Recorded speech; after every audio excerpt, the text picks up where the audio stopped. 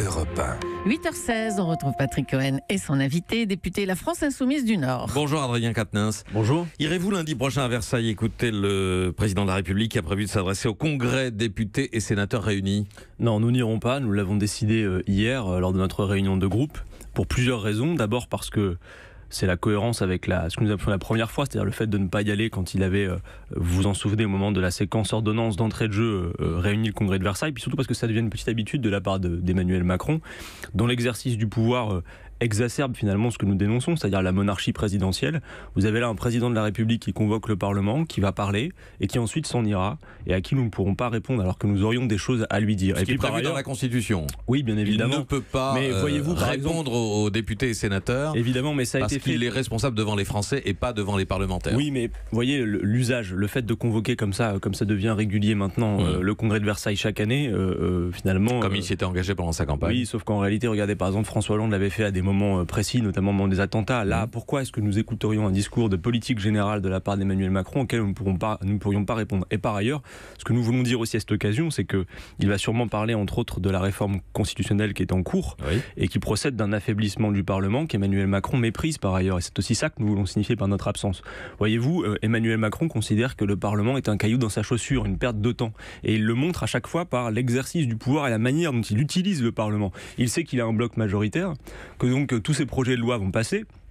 Et vous avez bien vu que pour eux, effectivement, la démocratie parlementaire n'a pas grand intérêt. C'est d'ailleurs bien relayé dans sa majorité où on nous fait comprendre que finalement, à quoi sert le Parlement? Et bien, nous disons que nous avons besoin d'un Parlement revitalisé. Et par ailleurs, pour ce qui est des institutions, nous pensons que ce n'est pas à l'exécutif de redéfinir les règles. Ça fait plus de 20 fois, M. Cohen, qu'on redéfinit, qu'on réécrit la Constitution sans demander son avis au peuple. Nous pensons que le peuple français ne consentant plus à la règle du jeu, c'est à lui de la redéfinir. Il faut une assemblée constituante qui implique le peuple dans la redéfinition des institutions. On n'y est pas. En attendant, pourquoi êtes-vous contre la diminution du nombre de parlementaires? Pour une raison simple, c'est que nous posons la question de savoir pourquoi il y aurait trop de parlementaires. Quand vous comparez par rapport aux autres pays européens, nous ne sommes pas surdotés, y compris en termes de proportion par rapport à la population représentée. Vous avez certains de mes collègues, ce n'est pas mon cas, moi je suis en circonscription plutôt urbaine avec peu de villes, vous avez des collègues qui suivent plus de 40 communes. Est-ce qu'il y a trop de démocratie, Monsieur Cohen? Je ne le crois pas. Or, qu'est-ce que nous allons faire avec la diminution du nombre de parlementaires?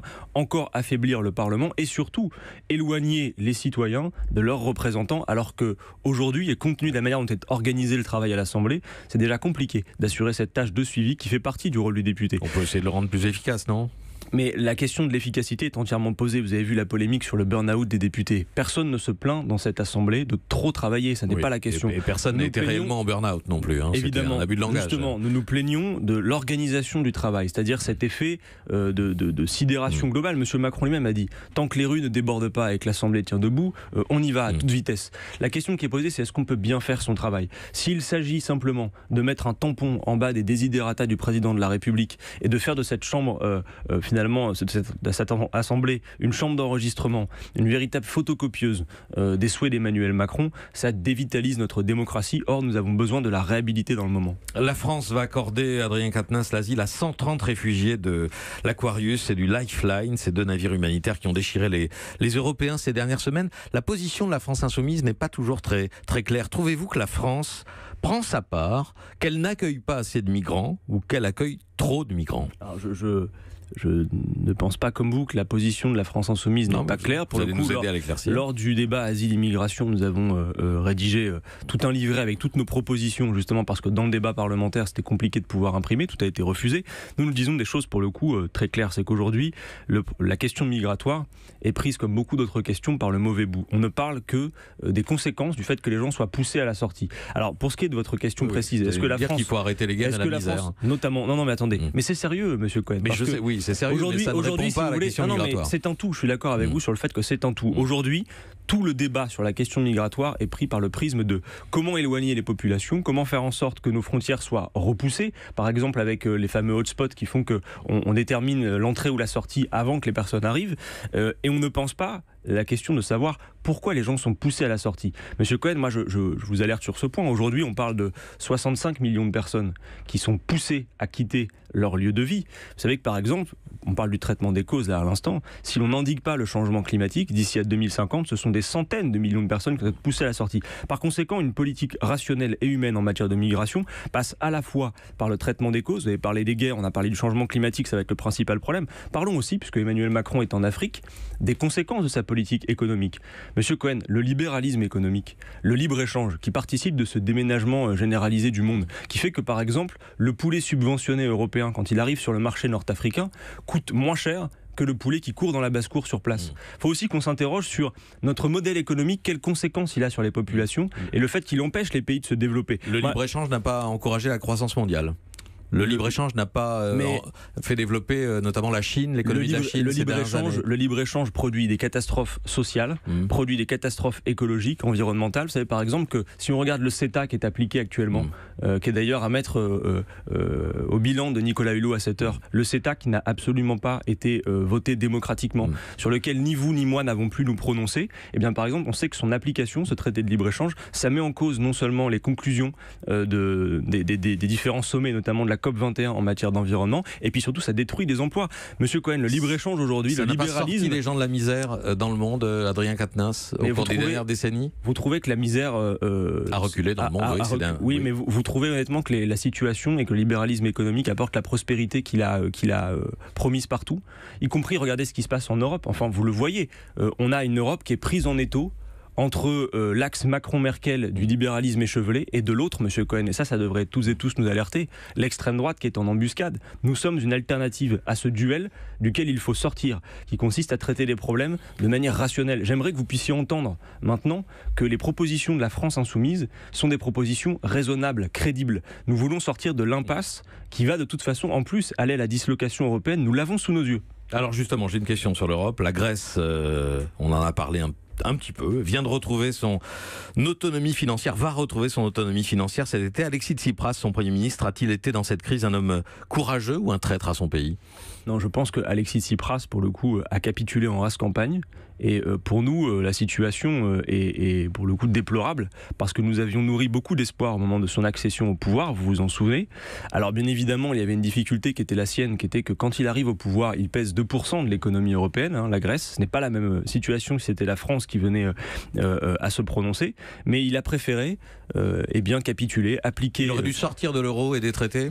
Il aurait dû en tout cas assumer le rapport de force, et nous aurions pu venir au renfort là-dessus. Vous savez, la question ne se pose pas en termes de... Le rapport de force de la Grèce par rapport au reste. C'est toute la difficulté, c'est que la Grèce en l'occurrence pesait 2%. Mais je pense clairement que lorsque le peuple s'était prononcé, car vous vous en souvenez aussi, et c'est ce qui participe d'ailleurs du désamour des peuples pour l'Europe, c'est que l'Union européenne, sa construction actuelle, rend l'Europe détestable. Enfin, en Grèce tout de même, Alexis Tsipras avait posé la question à son peuple. Souvenez-vous qu'en 2015, juillet 2015, il y avait eu un référendum, et le peuple grec avait été très clair, il n'a pas appliqué la décision prise souverainement par son peuple. Et vous pensez qu'il aurait été plus fort seul face au marché et au reste de l'Europe? Je pense en tout cas, monsieur Cohen, qu'il y a besoin que cette chaîne en Europe rompe quelque part. La Grèce n'a pas su le faire. Alexis Tsipras a appliqué avec plus de zèle qu'il ne le faut les politiques d'austérité. Il est allé plus loin. Enfin, il a gouverné contre les retraités, contre les fonctionnaires. Regardez un peu le visage de la Grèce aujourd'hui. Ça a été un pillage, monsieur Cohen, et pas au service du peuple, au service notamment des banques, des financiers qui ont mis à genoux ce pays. Et donc moi je mets en garde sur le fait que cette situation puisse se généraliser sur tout le vieux continent, avec le risque derrière de l'extrême droite qui se trouve en embuscade. Question d'Hélène Jouan. Je vais vous parler foot, Adrien Quatennens. Coupe du Monde, lors de la défaite de l'Allemagne battue par les Coréens, vous avez tweeté « On finit toujours par payer ses excédents budgétaires » avec en émoticône un petit point levé quand Jean-Luc Mélenchon disait lui sa joie pure de voir la Mannschaft éliminée. Alors en quart de finale, France-Uruguay vendredi, qui est-ce que vous allez soutenir, puisque j'ai cru comprendre que vous faisiez du terrain de foot le lieu d'un affrontement politique? France ou Uruguay? Non, tout ça c'est France, clairement, la question ne se pose pas. Non, c'est un peu d'humour si vous voulez. On est dans une période où la Coupe du Monde occupe tout l'espace médiatique, ce qui est bien normal, et nous essayons de ramener, parce que nous politisons tout, un peu de politique sur la table, voilà tout. Mais c'est de l'humour avant tout. Je pense que Jean-Luc Mélenchon faisait de l'humour. Mais bien évidemment, connaissez-vous un seul Français qui n'était pas satisfait de voir l'Allemagne sortir de la Coupe du Monde? Je pense que dans le fort intérieur du peuple français, il y avait une forme de satisfaction. J'ai regardé le match, mais j'étais pas plus satisfaite de voir l'Allemagne éliminée. En tout cas, si vous voulez, ce que nous disons par là, c'est que nous profitons de cette occasion, c'en est une, pour critiquer finalement ce qu'est le modèle allemand aujourd'hui, et y compris puisqu'on parle d'Europe, du fait que l'Union européenne soit complètement alignée sur les intérêts particuliers de l'oligarchie allemande. On parlait à l'instant des traités européens. Vous voyez par exemple ce qui se passe. Oui, l'Allemagne est en excédent budgétaire et donc elle n'applique pas les traités européens. Est-ce que cela vous Mais ça n'a émeut? rien à voir avec le match de foot, on Ça est n'a rien à d'accord. voir avec le match de foot, c'est une boutade justement. Bon. C'était de l'humour donc. Très bien. Une dernière question, Adrien Quatennens, à l'ancien conseiller ou salarié d'EDF que vous êtes. Votre collègue Alexis Corbière vient d'annoncer qu'il refusait l'installation d'un compteur Linky dans sa permanence parlementaire de Montreuil. Il a raison ? Écoutez, en tout cas, vous voyez bien qu'il y a un débat aujourd'hui sur cette question. Ça se pose à la fois dans la méthode, c'est-à-dire le fait que ce déploiement soit imposé, mais surtout, il y a un certain nombre de questions qu'il faut apaiser sur la collecte des données, sur l'usage qui sera fait de ce compteur. Globalement, en réalité, ce compteur répond à des exigences qui sont les exigences de la transition écologique et énergétique notamment. Plus que ça, il répond notamment aux exigences de l'ouverture à la concurrence du marché de l'énergie et de la nécessité de réguler, puisque vous avez aujourd'hui de multiples opérateurs. Bon, en tout cas, ce qu'il y a de clair, c'est qu'on voit bien que dans la méthode déployée aujourd'hui, il y a des Français qui n'y consentent pas, qui sont en réaction par rapport à ça. Donc il y a besoin d'un débat sur le sujet. Donc il a raison de refuser. Écoutez, ça le regarde, c'est son idée. Et quand il dit qu'il y a des risques sanitaires dus à l'émission des ondes électromagnétiques, vous partagez cette crainte ? Mais en tout cas, il y a effectivement beaucoup de collectifs qui le disent. Alors moi, je vous avoue ne pas avoir particulièrement creusé le sujet, mais en tout cas, ce qu'il y a de clair, il faut lui dire de jeter son téléphone portable à Alexis Corbière. Vous voyez bien que ça ne fait pas l'unanimité. Non mais regardez, attendez, il faut lui dire de jeter son téléphone portable. Je ne sais pas où vous habitez, Monsieur Cohen, mais par exemple, vous savez, moi j'ai rencontré récemment une association qui m'a expliqué les dangers des antennes relais. Si vous habitez en dessous d'une antenne relais, savez-vous que par exemple, celles et ceux qui interviennent sur les antennes relais ne peuvent pas le faire pendant plus d'une demi-heure parce qu'il y a un danger. Donc, si vous voulez, on est dans le cadre d'un modèle beaucoup plus d'ondes qu'un compteur Linky, je vous le signale. Oui, mais sans doute.